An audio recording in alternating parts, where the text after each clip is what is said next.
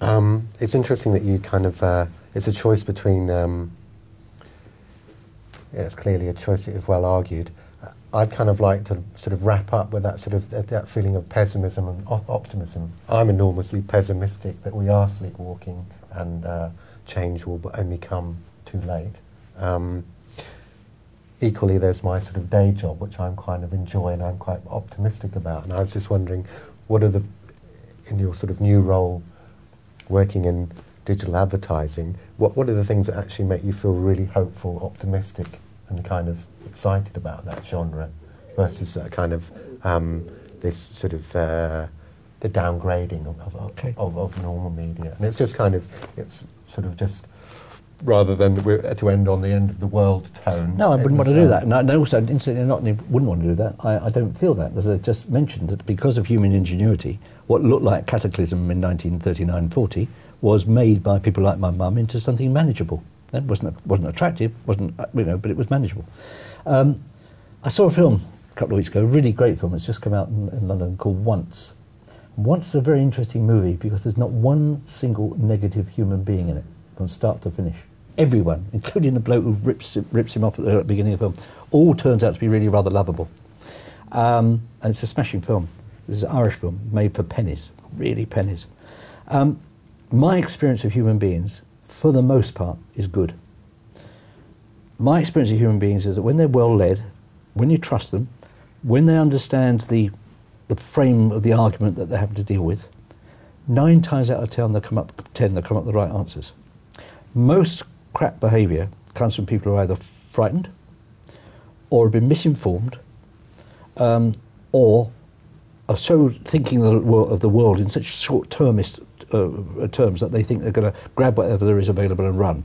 Okay, so if you are prepared to lead from the front, if you're prepared to be sensible, if you're prepared to read and understand and take time and trouble, if you're prepared to believe in democracy, if you're prepared to engage with democracy, which is absolutely fundamental, incidentally, at a time like this, then I think the future may not be glorious, it may not be even what it's been, but it'd be completely manageable. People will still fall in love, people still capable of being happy. When a child gets born, people will be thrilled to bits as long as that child's reasonably well cared for and is born into an environment where there's a reasonable degree of love. Human beings are incredible. The reason we're still here is because we are so amazingly resilient. The only thing that undermines us is when we forget that, when we allow ourselves to become victims or allow ourselves to become creatures of the marketplace, for want of a better word.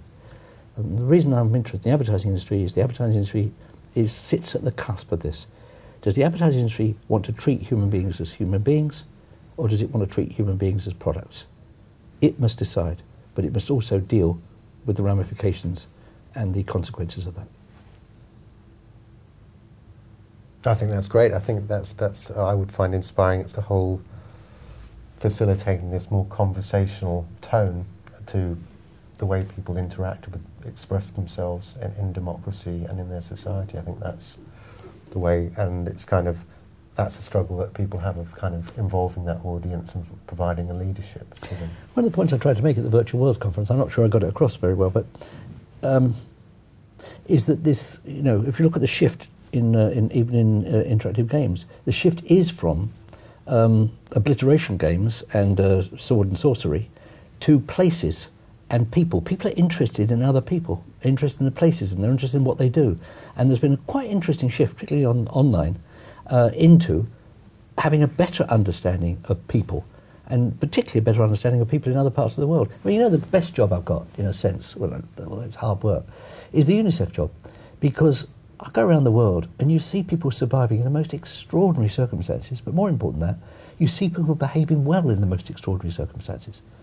And when I use the word love, I'm not using it loosely. I'm using it in terms of the fact that women with AIDS will walk, in Uganda and pretty well the whole of Africa, will walk several hundred miles to obtain antiretroviral drugs to ensure that their child, when born, is born free of AIDS. That's not victimhood, that's hope.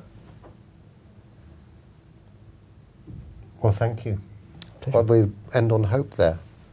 Thanks very much for your time and coming back from the vote. Thank you. Great pleasure.